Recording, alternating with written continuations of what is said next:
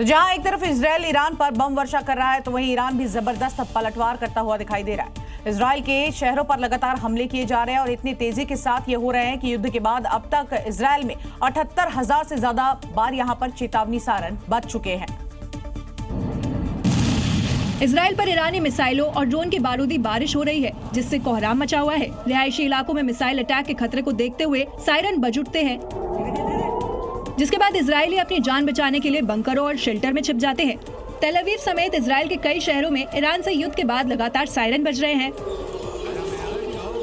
बताया जा रहा है कि युद्ध के बाद से अब तक 78,000 से ज्यादा बार सायरन बज चुके हैं। दरअसल इजरायल सिर्फ ईरान से युद्ध नहीं लड़ रहा है, बल्कि युद्ध के कई मोर्चों पर वो डटा हुआ है। लेबनान से हिजबुल्लाह लगातार इजरायल पर मिसाइलें दाग रहा है। हिजबुल्लाह के हमलों से भी इजरायल के शहरों में तबाही मची हुई है।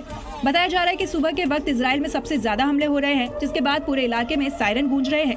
जब ये सायरन बजते हैं तो नागरिकों के पास सुरक्षित शेल्टर तक पहुँचने के लिए केवल 15 सेकंड का समय होता है।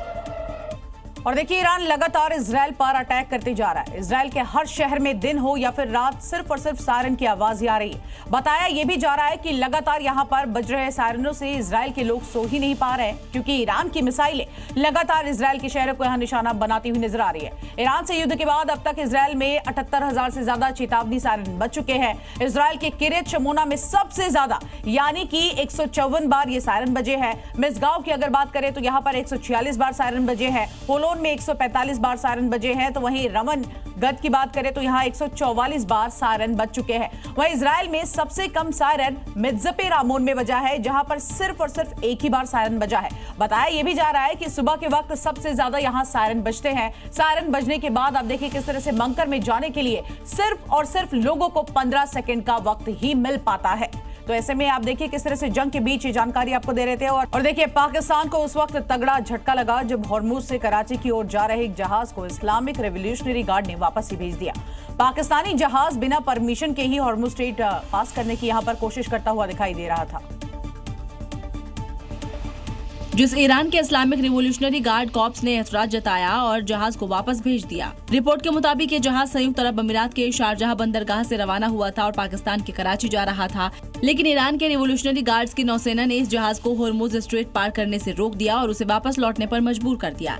IRGC के कमांडर के मुताबिक जहाज के पास हॉर्मुज से गुजरने की कानूनी अनुमति नहीं थी और उसने प्रोटोकॉल का पालन नहीं किया था।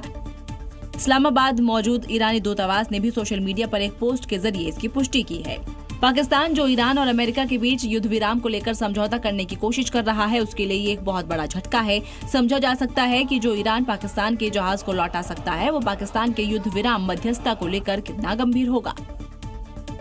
वहीं अमेरिका और इजरायल से जंग के बीच ईरान अब घातक क्लस्टर बम का इस्तेमाल कर रहा है। इजरायल पर क्लस्टर बम की एक के बाद एक सीरीज दागी जा रही है, जो ईरानी सुरक्षा प्रमुख लारिजानी की मौत के बाद तेज हो गई है। और ईरान के इस ट्रम्प कार्ड कहे जा रहे क्लस्टर बम के आगे इजरायल पूरी तरह बेबस नजर आ रहा है, क्योंकि दुनिया का सबसे मजबूत डिफेंस सिस्टम माना जाने वाला आयरन डोम भी इन क्लस्टर बमों के आगे चकमा खा जा रहा है। मिसाइलों के जरिए क्लस्टर बम 23,000 फीट की ऊंचाई पर फटते हैं और 70 से 80 की संख्या में छोटे छोटे बमों के रूप में बिखरते हैं। ऐसे में एयर डिफेंस अलग अलग दिशाओं में फैले दर्जनों बॉम्ब्स को इंटरसेप्ट करने में कंफ्यूज हो जाता है। ये एक तरह से आसमान में छोटी छोटी मिसाइलों का जाल है, जो इजरायल के लिए परेशानी वाला साबित हो रहा है। इजरायल भी मान रहा है कि उसके डिफेंस सिस्टम तेजी से कम हो रहे हैं, उनकी ताकत कमजोर हो रही है। साथ ही ईरान क्लस्टर बम से उसे भारी संख्या में हथियारों को काफी नुकसान पहुंचा रहा है।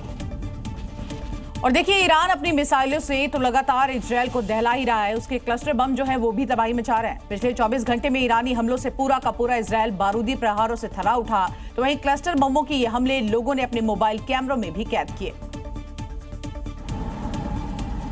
ऐसा ही एक खौफनाक वीडियो सामने आया है। जब ईरान ने क्लस्टर बम दागा तो इजरायल का डिफेंस सिस्टम एक्टिव हुआ और उसे हवा में ही इंटरसेप्ट करने की कोशिश करने लगा, लेकिन आयरन डोम को चकमा देकर एक छोटा बम एक इमारत के पास आकर गिरा और तेज धमाके के साथ आसमान में लाल रोशनी छा गई, जिसे वहां मौजूद एक शख्स ने रिकॉर्ड कर लिया।